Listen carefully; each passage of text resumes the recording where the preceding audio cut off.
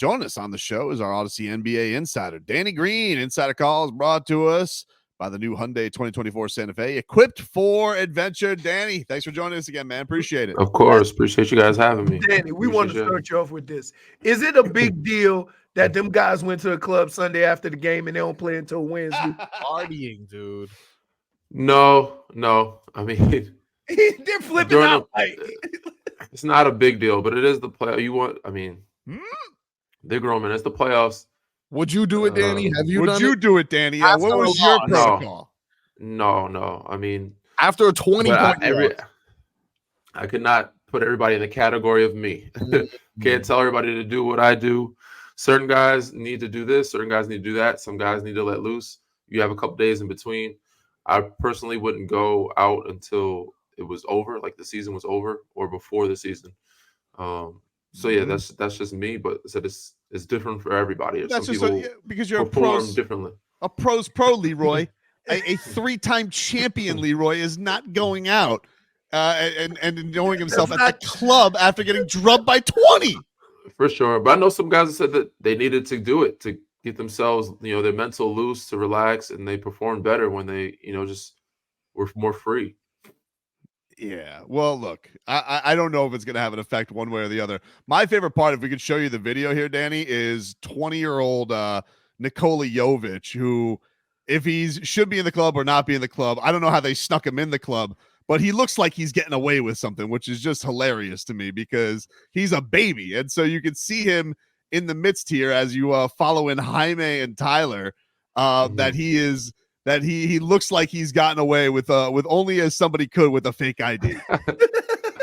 Is that a club or is that like a restaurant? It looks like it's a restaurant lounge type thing. Hey, Daddy, I questioned the same thing. Then they showed other pictures. It's a damn club. Yeah. Well, some of the clubs now, or some of the restaurants now, have like it's a lounge area with a bar. No, I did no all restaurant. that. They didn't serve any food. You did the research. It wasn't no chicken wings. It wasn't no appetizer, no finger food, nothing. It was straight club. We'll just give you an example of this. They call it Fuego Sundays, and this was the club sign that they had brought out for the last for the week before they got there. So I don't know if they're serving food or not. Nah, there's no way. Nah, that's not real. That's not real. I swear to God, it's on their gram. It's real. It's AI. On their it's on their Instagram. I refuse to believe it. I think they're just promoting. They're promoting their establishment. They're doing a good job promoting. It's great marketing. Great marketing. Genius marketing. So Danny, let me ask you this. So they lose a game where they look just not very good and they can't score, and that's been plaguing them all year. But to lose a game that way, it's just one game, so you just move on, right? You can't. You just get it out of your memory banks, regroup. You got an idea of who's going to do what, and you move on, right? Yeah, flush it. I mean, obviously it's the playoffs. We already knew they were undermanned, unmatched a little bit, outmatched a little bit. They had spurts of signs of showing good. They fought. They got back in it at some point. They were down a big amount and got back into it. Once they got back, they made it a closer game where it made, they couldn't put in their subs early, right. So that's good things to take away. And ultimately, the playoffs is about finding weaknesses, finding people with rhythm, letting some guys see who can get hot. And that could be anybody. So you let them play it out. You don't just pull the plug that early. And, rightfully so, they didn't. So they let some guys get some out the line, hit a shot or two. They might have some guys contribute that they didn't know can contribute. But they showed glimpses of what they could be and what kind of fight they could be. So I expect, they had a little team bonding, whatever it is, to get their minds clear, flush it, not think about it too much. You have a couple days in between. And now you get back to the drawing board, get back to work. Now you lock in and be intense. And that means scrap, dogfight. Do what you got to do. Scratch, claw, and if you got to bite somebody, what I'm saying? Like, do what you got to do to get the win. So I expect them to come out and say, I know the culture there. They don't take things lightly. But here's the biggest question that I have. The guy that seems to be playing really well in these situations is a 12 to 15 minute guy. Can you push that with Kevin Love? Yeah, it's the playoffs. I mean, he's been I there before. understand. Every You could, time I they've mean, gone more I than don't know if you 20 could push it to minutes. 40 something. I don't know if you can push it to 40 something. Right. But you could definitely push that. Everybody's gonna have to step up, man. With the absence of Jimmy, you're gonna need Yeah. everybody to be pushed. You know, Right. that's everybody's gotta give an extra, 10 to 15 minutes, whatever that is. And they could find that you have enough days in between, like you said, of resting. It's the playoffs. You're locking in on one team.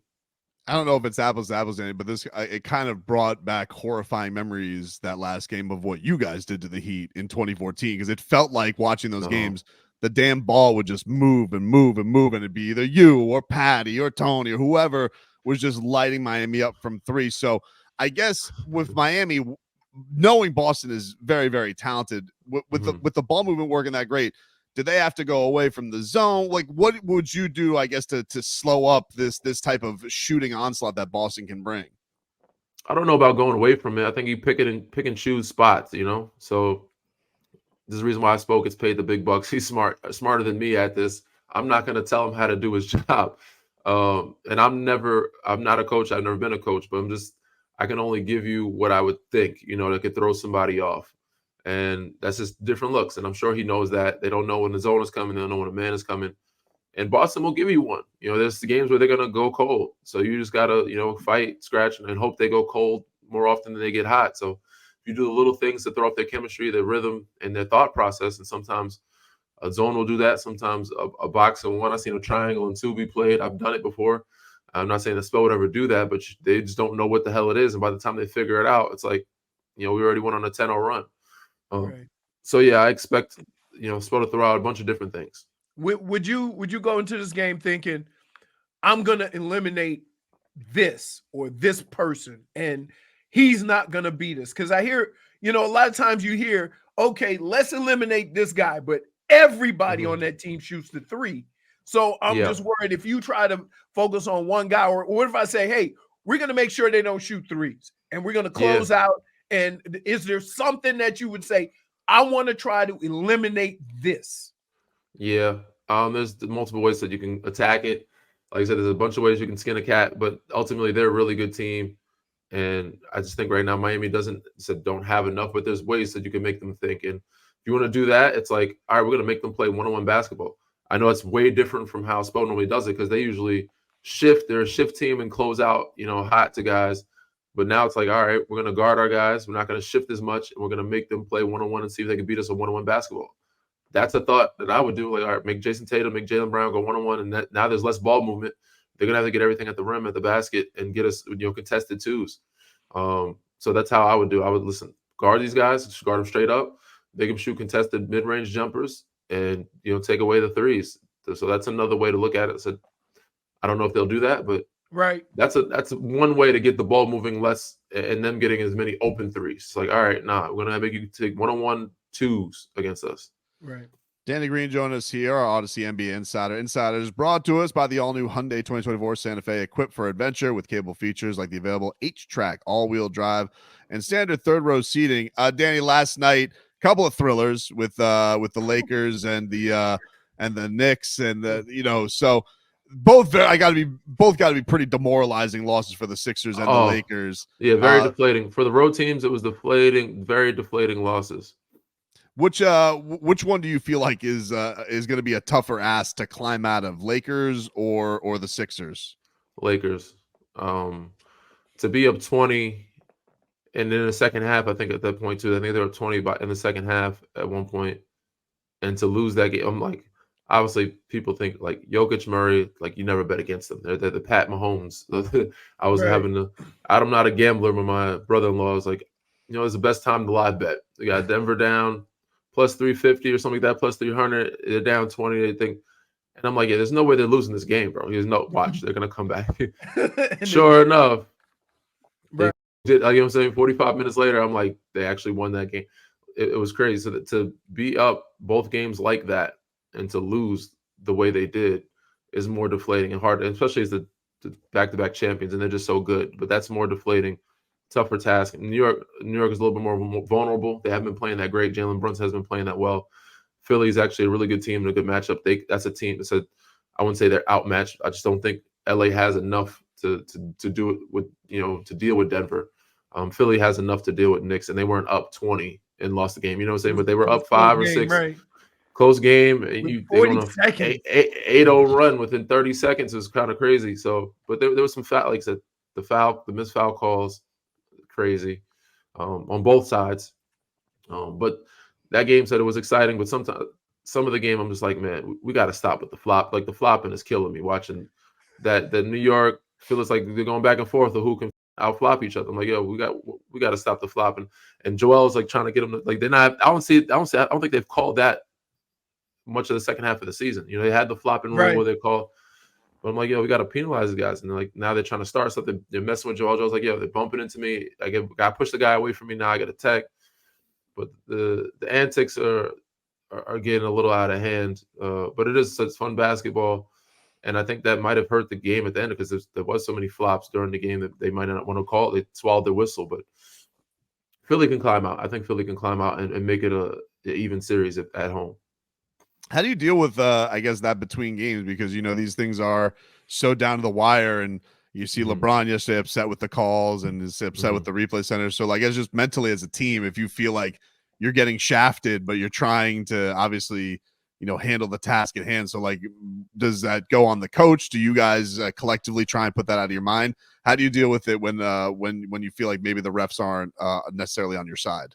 Yeah, it's tough, man, because some things you just can't bounce back from, you know, mentally.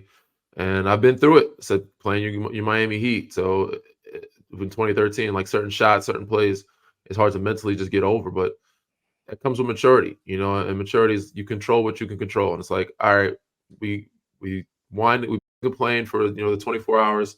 Know we can do about it now. Let's go. We got to go out and win some Right. basketball. You know, we got to figure out a way to win. You know, there's still a lot of basketball left. There's still a lot of games left. We can still turn this thing around. It's not 3-0. It's not 3-1. It's 2-0. You know, and a lot of teams have come back from down 0-2. You know, so you know, it takes some maturity and some mental toughness, and your vets in your locker room to do that, and the coaching staff. Coaching staff is a big part of that. But the Lakers have the pieces to do it. So does Philly. There's a lot of veteranship there. They're not young teams. So both these groups have enough to mentally let it go. Danny Green, we always appreciate the time, man. Thank you so much. Thanks, Danny. Appreciate you guys, man. Right. See you guys next week. All right. There you go. Danny Green, our Odyssey NBA insider. Insider calls brought to us by the all-new Hyundai 2024 Santa Fe, equipped for adventure. His face after we showed him the club sign. No, that's not real. That's not real. That's not real. That's not real.